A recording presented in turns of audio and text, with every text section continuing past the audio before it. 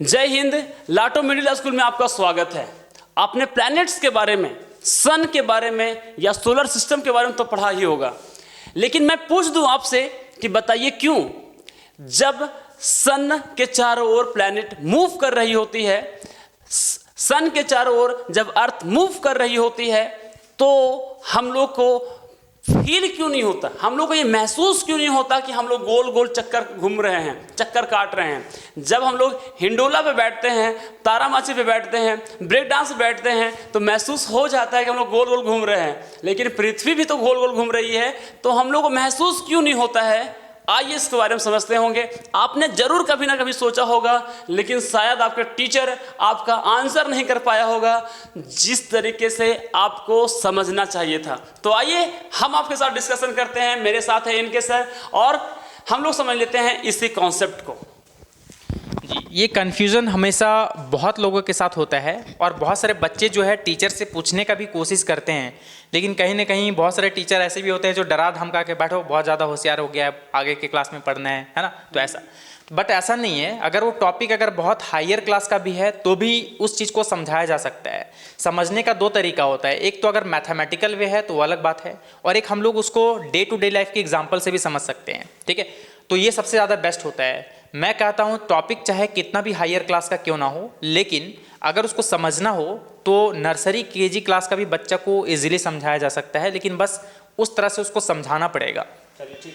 तो सबसे पहली बात हम लोग अपने मुद्दे पे आते हैं कि अर्थ का रिवॉल्यूशन और रोटेशन दोनों होता है। रोटेशन किसको बोलते हैं? जो अर्थ जो है अपने ही एक्सिस में जो है समझ लो रोटेट कर रहा है, और रिवॉल्यूशन होता है जब किसी बॉडी के रिस्पेक्ट में अगर उसका चारों तरफ चक्कर काट रहा है। तो सन के चारों तरफ जो चक्कर काटता है उसको हम लोग बोलते हैं रिवॉल्यूशन। ठीक है, रिवॉल्यूशन की वजह से क्या होता है, मतलब समझ जाओ कि मतलब जो हम लोग बोलते हैं ईयर चेंज होता है, मतलब मंथ चेंज होता है, ठीक है, सीजन चेंज होता है, ये सब चेंज होता है। ठीक है, तो और अपना रोटेशन की वजह से क्या होता है, डे और नाइट होता है। ये बात तो सबको पता होगा, लेकिन यहाँ पर मेन टॉपिक ये है कि अर्थ का रिवॉल्यूशन और रोटेशन हम लोग को फील क्यों नहीं होता है। तो देखो, सबसे पहली बात, आप लोग बस में तो अवश्य सफ़र किए होंगे। ठीक है, तो बस का हम लोग को मोशन पता चल जाता है, क्योंकि ड्राइवर जो होता है, ठीक है, वो अपना स्पीड बहुत बार चेंज कर रहा होता है। और पम्मी बस तो इसमें बहुत ज़्यादा फेमस है। ठीक है, पम्मी बस वाला ऐसा कोई दिन नहीं होगा जो लेडी से गाली नहीं सुना होगा, है ना, हमेशा गाली सुनते रहता है वो। ठीक है, हाँ,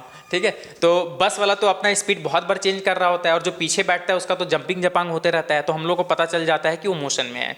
लेकिन आप लोग ट्रेन में भी कभी सफ़र किए होंगे, ट्रेन का जो स्पीड होता है वो लगभग कांस्टेंट के बराबर होता है। देखो, जब तक स्पीड चेंज होता है तब हम लोग को जर्क फील होता है, तब लगता है हाँ ये बॉडी वाइब्रेट कर रहा है, फिर मोशन में है। लेकिन अगर कोई बॉडी अगर कांस्टेंट मोशन में अगर है, कांस्टेंट स्पीड से है, तो उसका जर्क वगैरह फील नहीं होता है, तो हम लोग को फील नहीं होता है कि एक्चुअली में वो मोशन में है या नहीं है।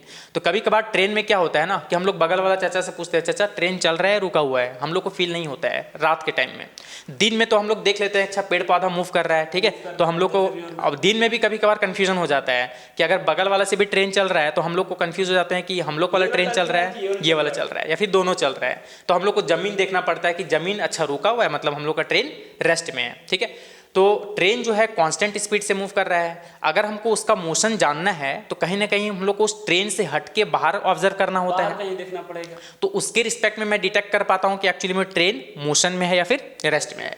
तो ठीक उसी तरह से अर्थ का जो रिवॉल्यूशन और रोटेशन होता है वो कांस्टेंट स्पीड से होता है। ठीक है, ऐसा नहीं कि कभी मन किया तो अपना रफ्तार बढ़ा ले, कभी कम कर दें, ऐसा नहीं होता है। ठीक है, तो इसके वजह से क्या है ना, कांस्टेंट स्पीड की वजह से हम लोग को जर्क फील नहीं होता है, तो हम लोग उसका मोशन के बारे में डिटेक्ट नहीं कर पाते हैं।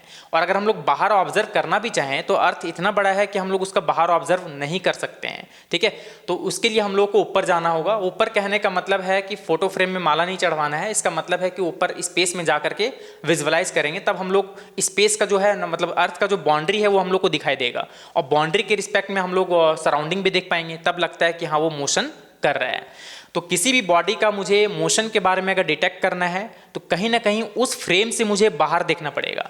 तो बाहर के रिस्पेक्ट में मैं बोलूँगा कि वो रेस्ट में है या मोशन में है। लेकिन अर्थ के साथ ये प्रॉब्लम है कि अर्थ इतना बड़ा है कि उसके बाहर हम लोग ऑब्जर्व नहीं कर सकते हैं। तो अर्थ में रह करके अर्थ को ही अगर मैं ऑब्जर्व करूँ तो पॉसिबल नहीं है उसके बारे में डिटेक्ट करना। और एक तो वो जर्क भी नहीं दे रहा है चूँकि वो कॉन्स्टेंट स्पीड से मूव कर रहा है।